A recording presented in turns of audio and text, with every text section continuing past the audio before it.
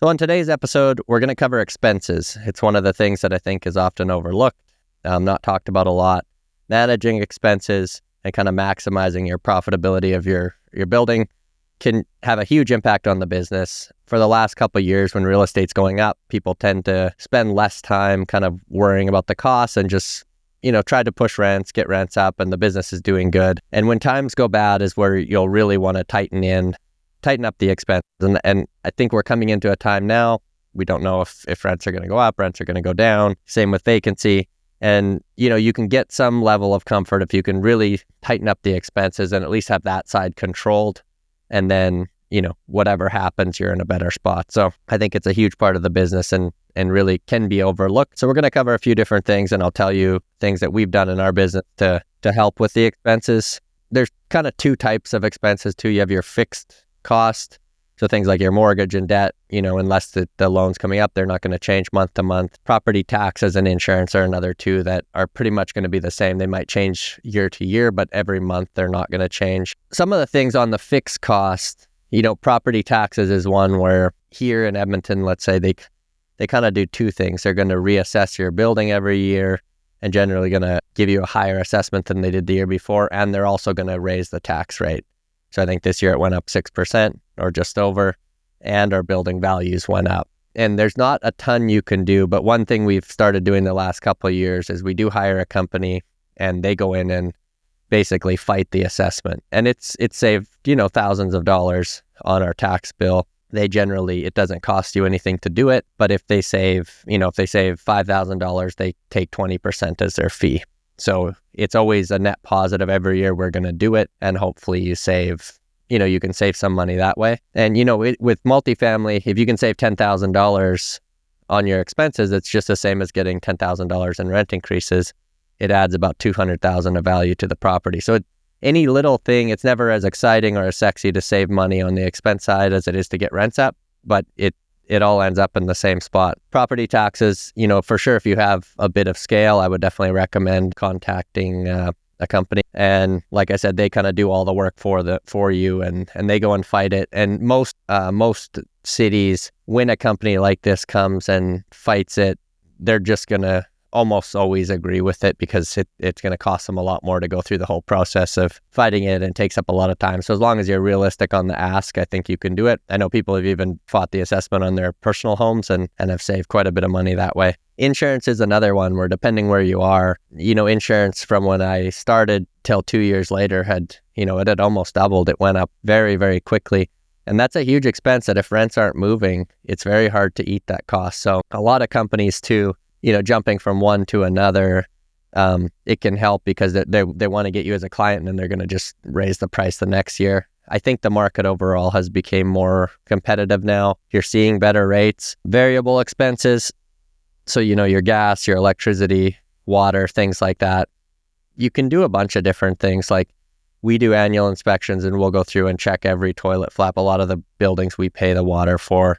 So we'll do things like that because if a tenant's not paying the water bill, they're not even going to tell you if their toilet's running all the time. So we'll check our water bills every month. And if it seems like one's high, we'll go into that, maybe there's 12 or 15 units in that for that water meter.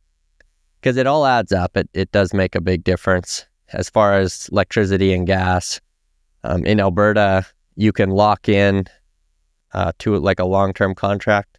No repercussion for getting out of it. So you can, if there's a really good gas rate, you can lock in for 5 years. And then if the floating rate comes down, you can just cancel it and jump back onto floating and go back and forth with whatever makes sense. So every month we actually run that exercise right now because sometimes there's a big gap in the two. So you can look, if floating comes way down, we'll just cancel the contracts and go back to floating. And then we kind of try to watch that market. Turnover cost is that's a variable cost that I think in the market is about 30% turnover a year. So we spend a lot of time and effort trying to get that number down. If you can get it down to even 20%, that's a huge savings for you, right? Every time someone leaves, that's, in my opinion, by far your biggest expense is going to be, there's going to be a little bit of vacancy. You have to market that unit. You're spending money on advertising. You probably have to show a few different people there. So your leasing agent's going there. You spend all the time doing the credit checks, criminal record checks. You're sending the person there to lease it up. So anything you can do to lower the turnover costs. So we run a tenant incentive program. Instead of incentivizing people to move in, we incentivize them to stay. So with variable costs, time of year will have an impact on that as well. Generally, we find because it's really cold over the winter months, people do tend to move less and they'll move out more in the spring and the summer.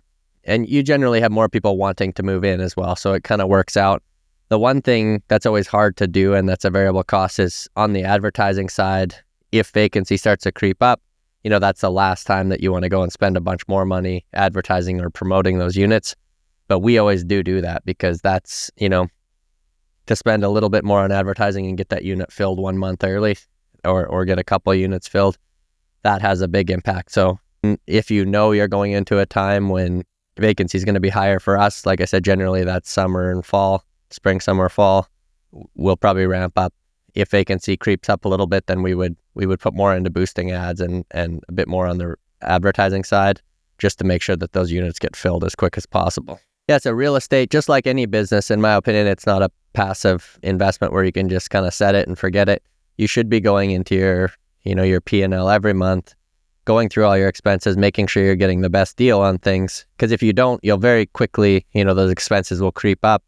And you might even have, vendors that just charge you slightly more, and you're not keeping tabs on it. One of the other utilities is waste. The first couple of years we owned the property, our garbage bill just went up and up, and I never noticed, I didn't know this was something you could fight or whatever. So I finally did. I told him I wanted to see my contract, and he's like, okay, well, why do you want to see it? And I was like, well, our price, basically is doubled. And I said, I want to look at other options. And right away, he's like, yeah, he said, that's kind of the way the business works. But if you come back to us, he said, I'll send you a new quote tomorrow. And I think the price had dropped in half. And he said, if you actually read in the fine print of your contract, he said, within 1 year, we're going to raise the price again.